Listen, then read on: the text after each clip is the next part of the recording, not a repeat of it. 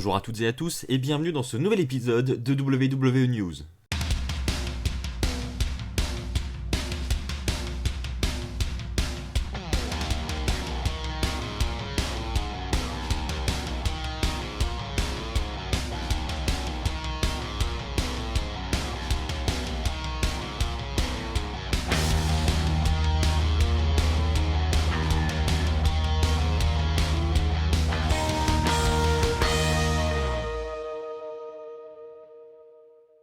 J'espère que vous allez tous très bien, on se retrouve pour les 4 news les plus importantes de la semaine. Et avant de commencer cette vidéo, je voudrais commencer par remercier Quentin qui nous a fait un généreux don sur notre Paypal, le Paypal de la chaîne. Donc je tiens à le remercier en vidéo, merci à tous ceux qui nous soutiennent. C'est grâce à vous qu'on avance en grande partie, donc vraiment un immense merci. Pour tous ceux qui veulent nous soutenir, le lien de la cagnotte Paypal est dans la description de cette vidéo. Ceci étant dit, passons aux news, nous allons revenir sur la blessure de Kairi Sane à TLC, ça en parle beaucoup sur les réseaux sociaux.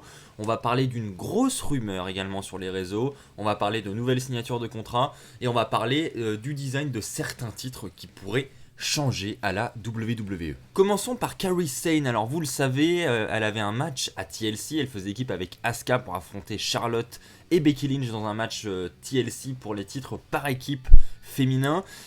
Et elle a été assommée dès le début du match, c'est pour ça que vous avez peut-être remarqué que Kairi Sane n'était pas avec Asuka à la fin du pay-per-view pour célébrer la victoire. Elle a vraiment été épargnée de cette fin de match. Personnellement, au moment où j'ai regardé le pay-per-view, je n'ai vraiment pas fait attention et je n'ai absolument pas remarqué ça. D'ailleurs, je n'arrive pas à voir le moment où Kairi Sane s'est blessée. C'est difficile à trouver, pour le moment il n'est pas encore connu ce moment. Donc c'est très bizarre, mais visiblement elle serait assommée, donc on ne sait pas si c'est une commotion cérébrale, enfin on ne sait pas la gravité de cette blessure. Pour l'instant, la WWE n'a pas encore communiqué sur cette affaire.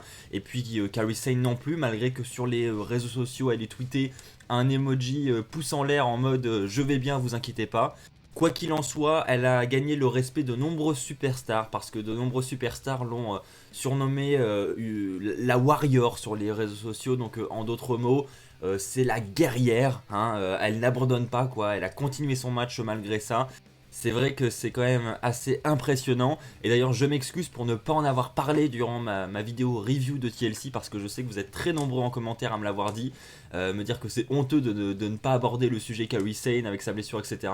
Alors il faut savoir qu'au moment où j'ai tourné cette vidéo, c'était juste après le pay-per-view, il n'y avait pas encore de news, donc je n'étais pas au courant tout simplement de cette affaire. Voilà pourquoi je n'en ai pas parlé, mais je vous rejoins totalement. C'est vrai que c'est impressionnant de voir une superstar continuer un combat aussi long en plus, hein, parce que, et puis la stipulation qui fait qu'aussi c'est pas forcément simple. Franchement c'est vrai que c'est très impressionnant. En ce qui concerne la durée de l'absence de Kairi Sane, il faut savoir qu'elle n'est pas encore déterminée. On n'a aucune idée de combien de temps elle va être absente.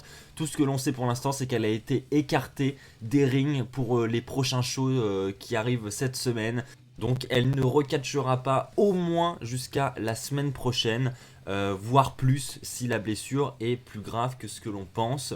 Je pense que ça on devrait le savoir d'ici la fin de semaine, on devrait avoir de nouvelles news qui vont sortir et je vous en parlerai évidemment sur cette chaîne dès la semaine prochaine.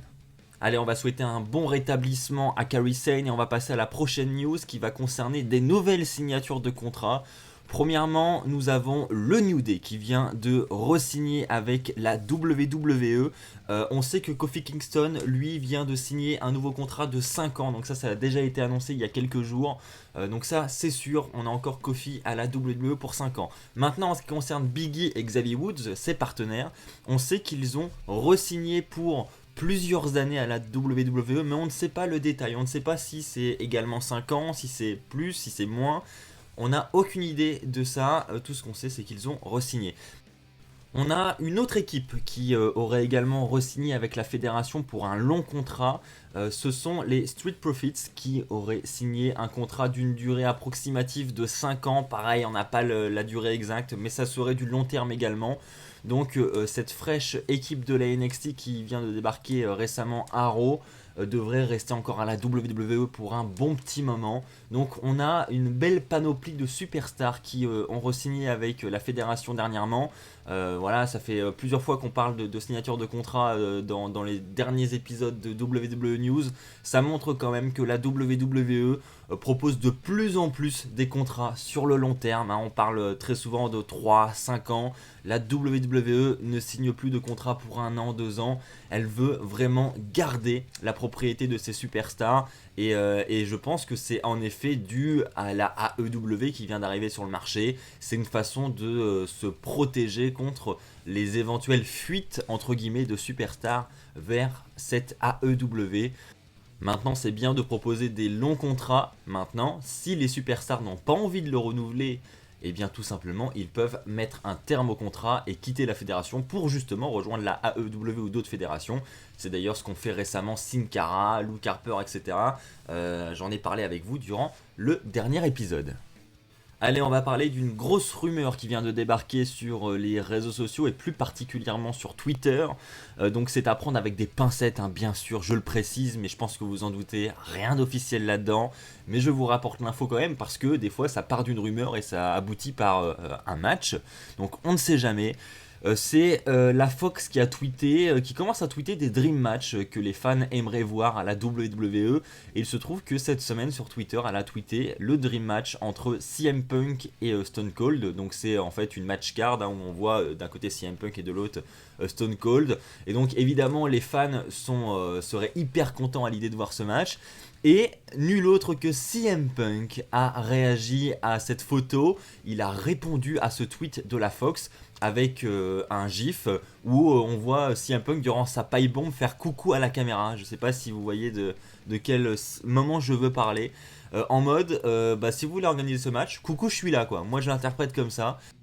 Alors, est-ce que Stone Cold va répondre à cette invitation de CM Punk, invitation entre guillemets, mais je pense que ça en est une. Et est-ce que la WWE serait prêt à re-signer CM Punk pour ce combat?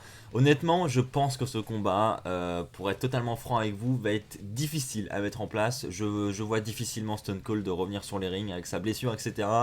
Il a l'air d'avoir du mal à franchir ce cap. Peut-être même que médicalement, il ne peut pas le franchir. J'en ai aucune idée. Parce qu'il a déjà eu d'autres opportunités de dream match comme ça depuis quelques années maintenant et il n'est jamais revenu. Donc voilà, je ne sais pas s'il serait capable de le faire. Maintenant, ce que je voulais souligner au travers de cette news, c'est quand même que CM Punk a l'air très ouvert pour revenir à la WWE. Donc il y a encore quelques mois, quelques années, on disait que CM Punk ne reviendrait peut-être jamais à la WWE, que c'était totalement impossible vu comment il était parti en mauvais termes, etc. Là, on se dit quand même que on n'a jamais été aussi proche d'un retour de CM Punk et c'est pour ça que je voulais parler de cette rumeur. Parce que voilà, le fait que CM Punk réponde, etc., ça laisse quand même clairement penser qu'il a envie de revenir. Je pense que maintenant, le côté qui va bloquer, c'est la WWE. Il faut qu'ils acceptent de revenir sur leur décision et d'organiser le retour de CM Punk.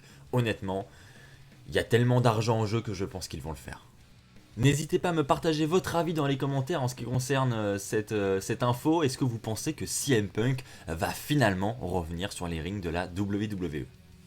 Allez, on va terminer cette vidéo avec une grosse news. La WWE serait sur le point de modifier les designs du titre des États-Unis et potentiellement des titres par équipe de SmackDown.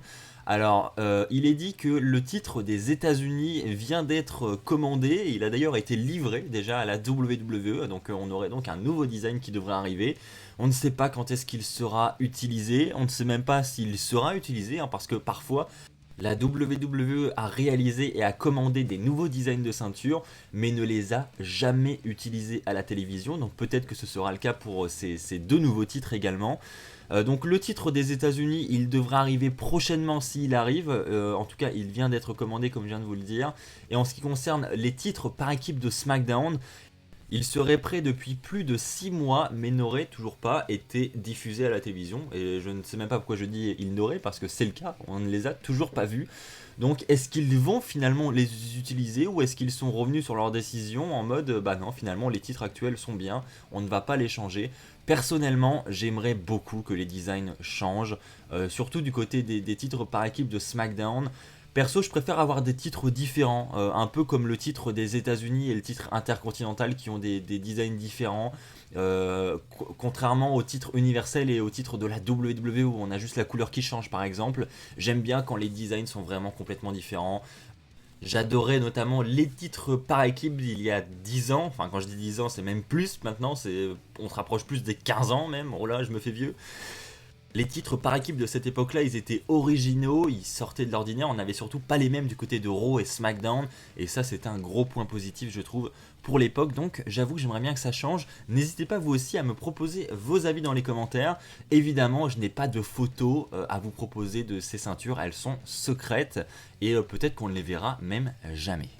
Voilà, c'est ainsi que s'achève cet épisode de WWE News, j'espère qu'il vous aura plu. Si c'est le cas, comme d'habitude, je vous invite à lâcher un pouce bleu. Je vous invite également à vous abonner pour ne pas rater les prochaines vidéos qui sortiront sur la chaîne. On se retrouve normalement dès demain pour un top catch. D'ici là, portez-vous bien et puis n'oubliez pas, soyez toujours très fiers d'être fan de catch. Allez, bye tout le monde.